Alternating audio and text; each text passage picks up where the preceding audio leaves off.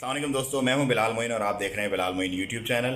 अगले 3 दिन का पार्किंग प्लान दे दिया गया है। जैसा कि मैंने आपको कल बताया था कि तंजानियन प्रेसिडेंट जो है वो ओमान का विजिट कर रहे हैं ऑफिशियल 3 दिन के लिए।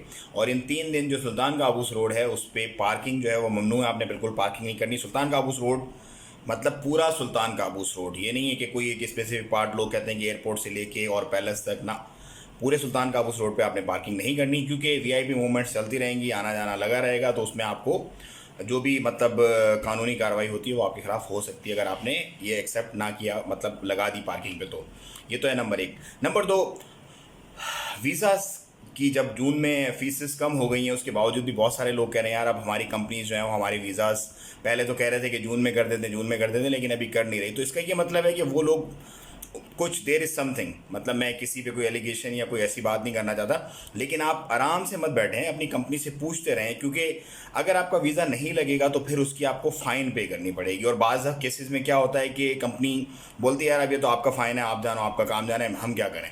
तो आप उनसे पूछते रहें, उन्हें पुश करते रहें, उनसे रिक्वेस्ट करते रहें, अपनी एचआर से रब्ता करें। अगर बड़ी कंपनी है, अगर एक सिंपल अरबाब वाली कंपनी है, फोरमैन वाली कंपनी है, तो अपने फोरमैन को पुश करते रहें कि भैया हमारे वीज़ाज़ और बताका एक्सपायर हो गए, हमारा वीज़ा और बताका करवा के दो, अब तो जून भी आ गया है। और फिर भी अगर वो नहीं करते तो अपनी फ़ौरन से आप तरतीब बनाएं। अगर आपके कुछ ड्यूज़ हैं, चार्जेस हैं आपके लेबर के, तो आप लेबर कोर्ट में जाएं, अपने चार्जेस वगैरह लें। और अगर आपको जाना है वैसे ही तो अपने कैंसिलेशन का पेपर बनवाएं और चले जाएं, बैठे ना रहें आराम से, क्योंकि अगर आप बैठे रहेंगे तो फिर वो आपको फ़ाइन मल्टीपल टाइम्स पड़ता रहेगा।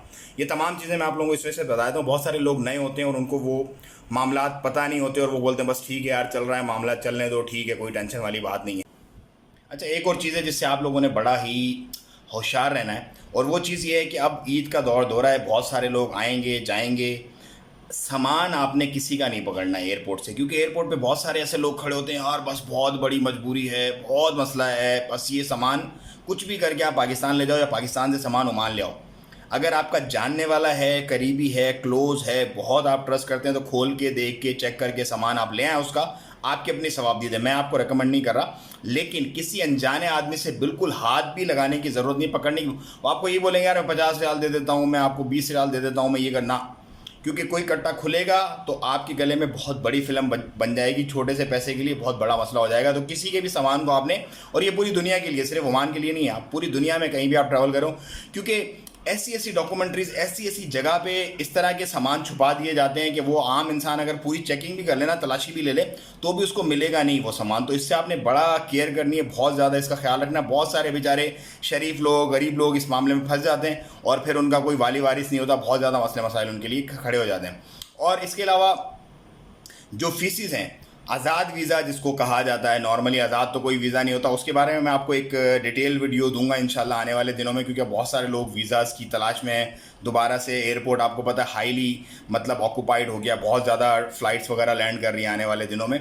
सो ये अपडेट्स मैं आपसे आने वाले दिनों में इंशाल्लाह शेयर करूँगा। दुआ में याद रखिएगा अपना और अपना का बहुत ख्याल रखिएगा। अस्सलाम वालेकुम रहमतुल्लाह।